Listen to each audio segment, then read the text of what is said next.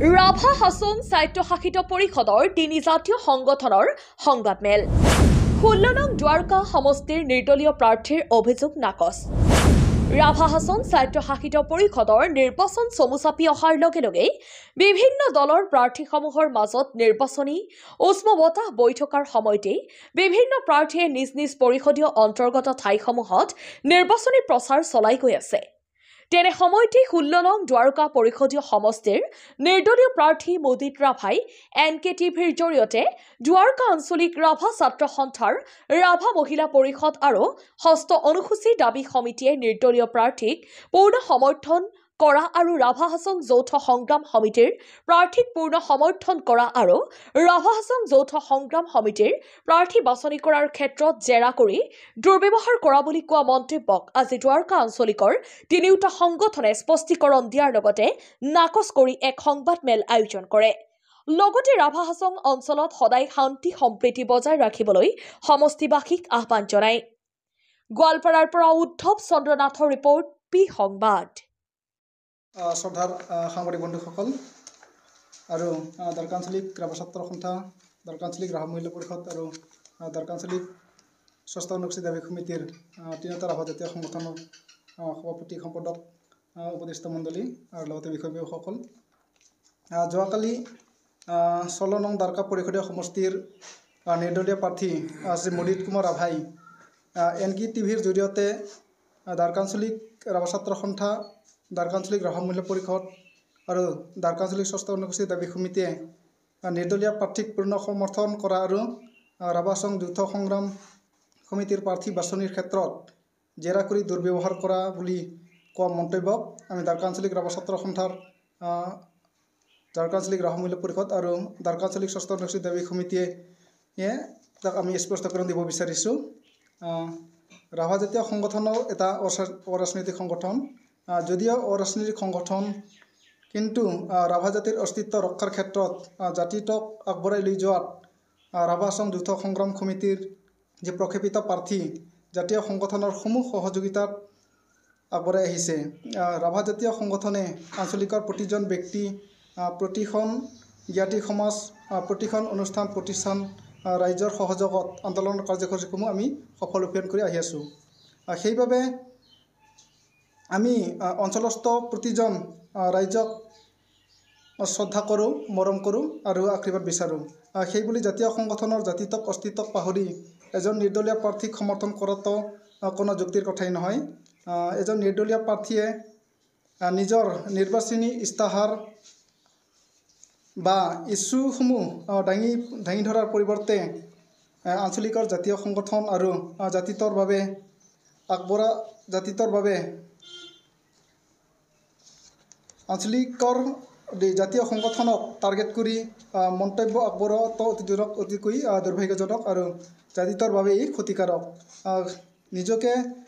সমাজসেৱক বুলি জাহিৰ কৰি থকা তেনে ব্যক্তিৰ মুখৰ পৰা তেনেধৰণৰ বক্তব্য সুধি সমাজে কেতিয়াও কামনা নকৰে বা নিবিচাৰে। দ্বিতীয়তে, 16 নং দ্বাৰকা পৰিষদীয় সমষ্টিৰ ক্ষেত্ৰত জাতীয় সংগঠনক প্ৰায় 2 ঘণ্টা বহুৱাই লৈ জেৰা কৰি জাতীয় সংগঠনৰ নেতৃত্বক দুৰ্ব্যৱহাৰ কৰি পঠিয়াইছে বুলি কৰা মন্তব্যক আমি উদ্বেগ প্ৰকাশ কৰিছোঁ। জাতীয় সংগঠনৰ ৰীতি আৰু আদৰ্শক আমি সন্মান জনাই ৰাভা হাছং যৌথ সংগ্ৰাম সমিতিৰ সৈতে সুস্থ আলোচনাৰ মাজেৰেহে আমি প্ৰাৰ্থী বাছনি তালিকা প্ৰকাশ কৰিছে। সেই মন্তব্যক এই ক্ষেত্ৰত জাতীয় সংগঠনে হস্তক্ষেপ কৰিব বিচৰা বুলি মন্তব্যক অতিকৈ দুৰ্ভাগ্যজনক। আনকি মুদিত কুমাৰ ৰাভাই জাতীয় সংগঠনৰ নেতৃবৰ্গক এণ্টাৰলি তেখেতক নিজৰ জড়িত আছে বা সমৰ্থন কৰিছে বুলি কোৱাটো লজ্জাজনক কথা। তেখেতে এই মন্তব্যক আমি পোনপটীয়াকৈ নাকচ কৰিছোঁ আৰু প্ৰত্যাহ্বান জনাওঁ যে এণ্টাৰলি জড়িত থকা প্ৰমাণ কৰি দেখুওৱা। তেনেধৰণৰ ব্যক্তিহীন মন্তব্যৰে দ্বাৰকা আঞ্চলিক ৰাভা ছাত্ৰ সন্থা, মহিলা পৰিষদ আৰু ষষ্ঠ অনুসূচী দাবী সমিতিৰ তিনিটা ৰাভা জাতীয় সংগঠনে সেই প্ৰতিপন্ন কৰিব বিচাৰো কৰ্মৰ পৰা আমি বিৰত থাকিবলৈ সকীয়াই দিলোঁ। শেষত ৰাভা হাছং স্বায়ত্তশাসিত পৰিষদৰ যি নিৰ্বাচনৰ লগত জাতীয় সংগঠনৰ জাতীয় সত্তা পুনৰুদ্ধ অস্তিত্ব আৰু ৰাভা জাতিটোক আৱেগ অনুভূতি জড়িত থকা কাৰণ বীৰ জ্যোতি আছে কাৰণ বীৰ শ্বহীদৰ যি আত্মবলিদানৰ ফলত আমি প্ৰাপ্ত এই নিৰ্বাচন সেয়েহে শান্তি সম্প্ৰীতিৰ মাজেৰে আমি সমষ্টিবাসী শ্ৰদ্ধাভাজন ৰাইজক আমি আহ্বান জনাইছোঁ। যিহেতুকে আপোনালোকৰ মুখ্য মানে কাৰ্যবাহী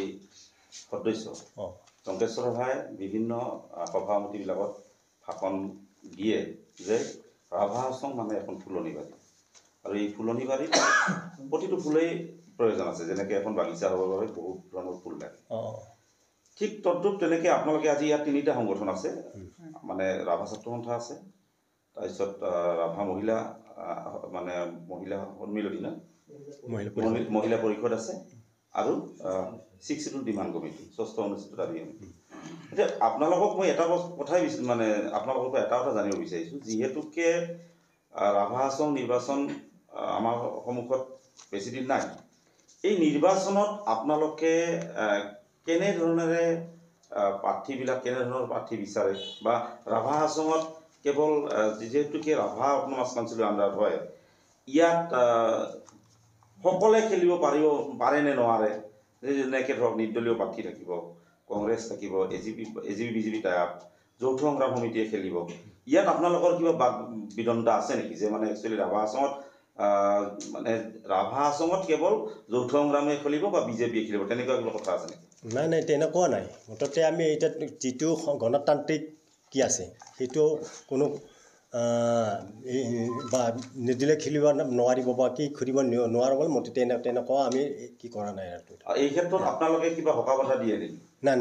সকাহতো দিয়া নাই বৰ্তমান। আমি বিভিন্ন সময়ত বিভিন্ন অভিযোগ পাই আহিছোঁ, সেইকাৰণে আপোনালোকক সুধিছোঁ যে আপোনালোকৰ ৰাভা হাছং অঞ্চলত যে আপোনালোকে 6 শিডিউল ডিমাণ্ড কমিটি বা ৰাভা অট'নমাছ কাউন্সিলৰ অন্তৰ্গত ওমেন যিখিনি আছে, ৰাভা মহিলা পৰিষদ বা ছাত্ৰ সন্থা, ৰাভা ছাত্ৰ সন্থা, তেওঁলোকে কিবা আন প্ৰাৰ্থীবিলাকক দাবী ধমকি দিয়ে নেকি? নাই তেনেকুৱা আমি যিহেতুকে অভিযোগ পোৱা মতেহে আপোনালোকক নাই, এইটো এতিয়া মিছা কথা। মুঠতে আমি বৰ্তমানলৈকে তেনেকুৱাও কৰা নাই আৰু কৰিও নাযাম বুলি আমি কি কৰা নাই। এইটো এটাই বিচাৰে যে ৰাভা হাছং শান্তিপূৰ্ণভাৱে আমি শান্তিপূৰ্ণভাৱে আমি নিৰ্বাচনখন কি কৰিব লাগে আৰু শান্তিপূৰ্ণভাৱে আমি যিটো লক্ষ্য আৰু উদ্দেশ্য আমি সেইটো। আৰু ইয়াত নদীৰ ৰাভাই যিটো মানে অভিযোগ উত্থাপন কৰিছিল যে 2 ঘণ্টা যদি জেৰা অব্যাহত বা দুৰ্ব্যৱহাৰ, আচলতে যদি ক'বলৈ যাওঁ এতিয়া আপোনালোকৰ এটা কথাই ক'ব বিচাৰিছোঁ মই, যেতিয়া আলোচনা হয় 2 ঘণ্টা নহয় 4 ঘণ্টা হ'ব পাৰে, তাত আপোনালোকে